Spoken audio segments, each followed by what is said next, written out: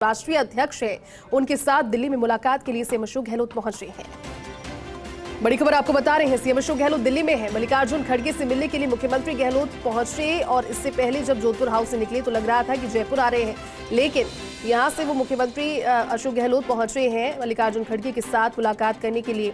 कांग्रेस अध्यक्ष खड़गे के आवास पर मुलाकात वो कर रहे हैं, बातचीत हो रही है। हमारे साथ डेली न्यूज एडिटर अदिति जुड़ चुकी। अदिति, जयपुर आना था मुख्यमंत्री अशोक गहलोत को, लेकिन जोधपुर हाउस से निकलकर कांग्रेस के राष्ट्रीय अध्यक्ष के आवास पर पहुंचे हैं।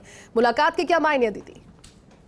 बिल्कुल बेहद महत्वपूर्ण, क्योंकि वो पहले कल शाम को ही जयपुर पहुंचने वाले थे, लेकिन अब वो कल रात रुके। कल रात भी माना जा रहा है कि कुछ महत्वपूर्ण मुलाकातें हुई हैं और वैसे लंबे समय बाद वो दिल्ली आए। पहले टिकट वितरण के दौरान आए थे, इस बीच में तेलंगाना भी होकर आए चुनाव प्रचार को लेकर।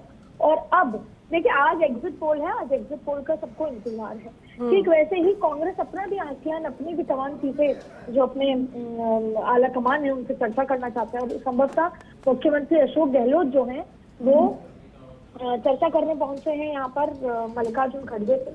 और ऑफ रिकॉर्ड यही बताया जा रहा है कि लंबित मुलाकात थी, दिल्ली आए हुए हैं, तो कर्ज मुलाकात उसको बताया जा रहा है कि दिल्ली आए हैं इसलिए क्योंकि वो 1 बजे रवाना हो जाएंगे जयपुर के लिए। उससे पहले ये माना जा रहा है कि वो एक बार एआईसीसी भी जाने वाले थे। एआईसीसी का दफ्तर क्योंकि राष्ट्रीय कार्यालय है, तो मुख्यमंत्री अशोक गहलोत एक बार एआईसीसी दफ्तर भी जाने की संभावनाएं बताई जा रही थी एयरपोर्ट निकलने से पहले। लेकिन फिलहाल आपको बता दें कि पीएल पूनिया भी यहाँ पर मल्लिकार्जुन खड़गे के आवास पर पहुंचे हैं और खुद अशोक गहलोत अंदर मौजूद है। और जाहिर तौर पे जब दो नेताओं की मुलाकात होगी तो आगामी चुनाव के नतीजों को लेकर जो इंटरनल पार्टी के सर्वे हैं उसको लेकर चर्चा जरूर होगी। ऐसे में कितने आंकड़े आ रहे हैं और अगर आंकड़े जिस भी तरह से होंगे तो क्या आगे की गतिविधि होनी है, इन तमाम मसलों पर राष्ट्रीय अध्यक्ष और मल्लिकार्जुन खड़गे से अशोक गहलोत चर्चा कर सकते हैं। बिल्कुल अदिति, और इस पर निगाह भी हम बनाकर रखेंगे कि आखिर मुलाकात के बाद में क्या बातें निकलकर सामने आती है। लेकिन अदिति और क्या, क्योंकि अब सभी की नज़र शाम के एग्जिट पोल पर है और जैसे ही तेलंगाना में चुनाव कंप्लीट हो जाएंगे, मतदान का प्रक्रिया खत्म हो जाएगी, उसके बाद में अब एग्जिट पोल्स जब एक के बाद एक के आएंगे और उसके बाद में सभी की निगाहें टेलीविजन पर होंगी। फर्स्ट इंडिया भी 3 तारीख को सबसे पहले नतीजे सबसे सटीक तरीके से बताएगा, लेकिन उससे पहले अब ये 3 दिन बहुत महत्वपूर्ण है अदिति, और खासतौर पर जिन्होंने इस बार दावेदारी जताई है, जिनकी दावेदारी इस बार है, उनके लिए तो बहुत ज्यादा इंपॉर्टेंट ये 3 दिन और शायद ही अब किसी को रात में नींद आएगी।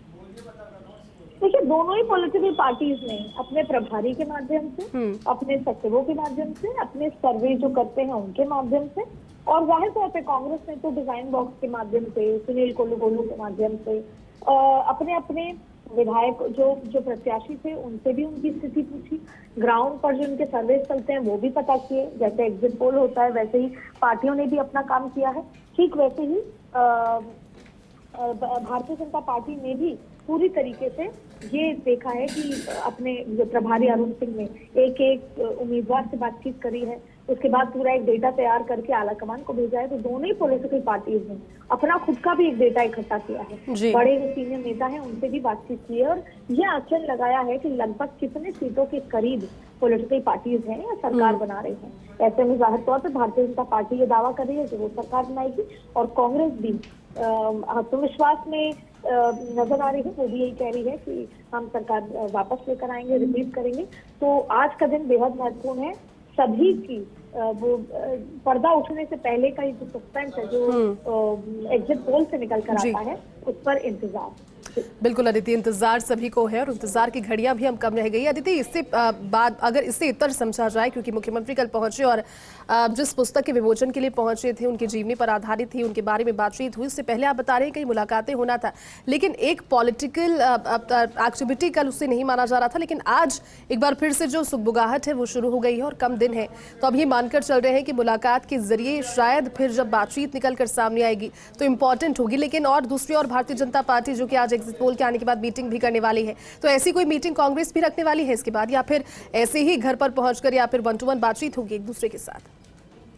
देखिए, सारे सूत्रधार, सारी चीजें फिलहाल तो मुख्यमंत्री अशोक गहलोत की। देखिए, 2 बात, सरकार आने के नजदीक या आती है, ये जो अभी की मीटिंग है जो मल्लिकार्जुन खड़गे से है, वो संभवतः उसको लेकर हो सकती है कि अगर हम आंकड़ों के करीब होते हैं अगर हम ऐसी स्थिति होती है जहां पर हमको निर्दलियों का सपोर्ट चाहिए होता जी।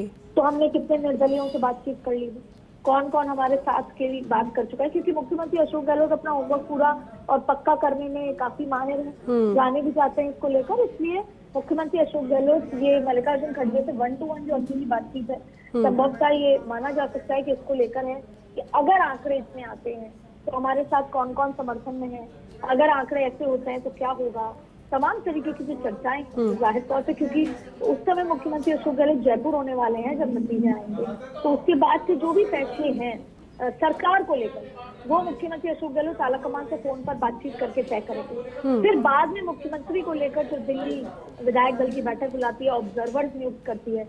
और ये भी है, गोवा में कांग्रेस की सरकार आते आते रह गई थी और भारतीय जनता पार्टी की तरफ से नितिन गडकरी को ऑब्जर्वर नियुक्त किया और रातों रात